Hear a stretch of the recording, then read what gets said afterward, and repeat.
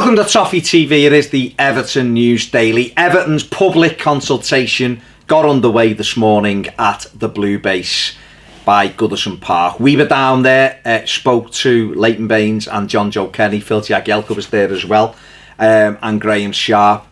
And it's a really, really important part of the process of moving to Bramley Moor. It's vital that you either get down to one of the roadshows and fill in your questionnaire, or you fill it in online. And it's please, can't stress it enough, it's not one per family. If you've got family of 5 Evertonians, make sure 5 of them fill it in. It literally takes 2 minutes, but it's important, and it's an important part of the process, and it'll give Everton a nice kind of sample of people's feelings about the ground move, and obviously, you know, our thoughts on it as fans. It's really, really important. It's also to do with the city as well. It's not just for football supporters in the city. It's all about regeneration and bringing money into it. It's a really, really simple process, but it's one you all have to take part in. Don't moan about the outcome or moan about anything if you haven't taken part in it. But everyone should want to be involved in it, because it's going to be, I think, the biggest decision that we are ever part of as a fan base where our football club is concerned. We're talking about moving a stadium for all of us probably now. All of us. We haven't seen Everton move stadiums, so it's a huge thing. And for a lot of us, we won't see Everton move, sorry to depress you, but we won't see Everton move stadium again once this takes place. So it's vital that we are part of it, and it's vital that you have your say. Can't stress it enough. Let's get out there and put the positivity across for us. If you want Bramley Moor, if you don't want to move to Bramley Moor, you've got your opportunity to say why you don't want to move there. There's boxes for if you disagree with the move. Put your thoughts in the comments there as well, and have your say. That's all I'm going to say on it. But it was good today. There was people there, and obviously the likes of Sky Sports were there as well, because it's big news. It's big news, and it's underway now. The public consultation, it runs from today, the 15th, until the 1st of December. So make sure, if you can, you get to one of those roadshows, or, like I say, fill in the online form.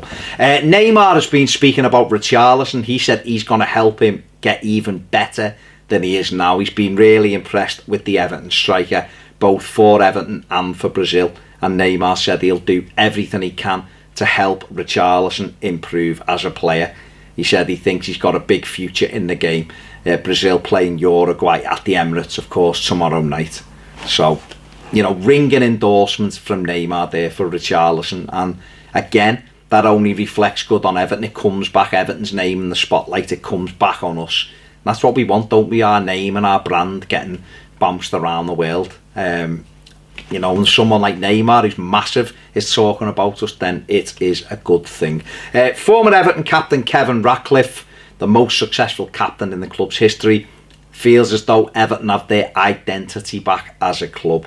He's really enjoying watching Everton under Marco Silva. He feels as though the connection is back with the fans, and the club has a path to follow. And I totally agree with him. It does feel as though the identity is back at the club, and it does feel as though the connection is growing between the team and the fans, and it does feel like we're following a plan. And you know, that's what we've needed. It's been missing for the last few years, and it feels as though it's getting back there. The introduction, like you say, of Marcel Brands has been massively influential in this, and obviously Marco Silva as well. And those two seem to be working closely together. Silva taking care of the stuff on the pitch, Brands really involved in that as well, but also the stuff off the pitch and the rejigging of the academy and the scouting system and everything else in place on the football side. Things do seem now to be moving forward, so I totally agree with Kevin Ratcliffe on that. Finally, for this news daily, the Premier League clubs have agreed the payoff to Richard Scudamore, the FA. Yeah, I'm disappointed, but I suppose it was always going to happen from a business perspective. I guess you'd argue that he's increased the benefits to the Premier League football clubs. The money's bigger, the sponsorships are bigger. So from their perspective, it's a job well done for them. From a fan perspective, I feel as though he's reduced the competition by favouring the big six. He's just brokered a deal,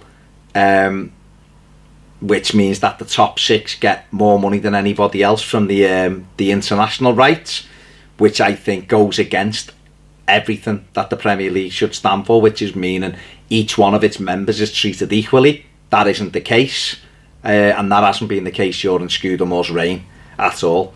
The Premier League have tried to argue the claim away, saying he's going to stay on as a consultant, so the 5 million golden handshake will actually be his salary over the next 3 years that he's going to be a consultant for. That added to the £27.5 million he's already taken as part of his job.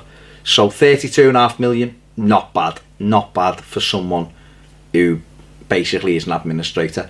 There you go, not bad work if you can get it. If you haven't subscribed, please do so. If you want more videos, get over to Patreon, and if you've got a spare quid or what, sponsor us or anybody else who is doing the sleep in the Goodison Sleeping for Everton in the community tomorrow night at Goodison Park. We'll be doing some live streaming from the event and hopefully catching up with David Unsworth and maybe some of the under-23s who are also doing the sleep out at Goodison. Thank you very much for watching. See you soon on Toffee TV.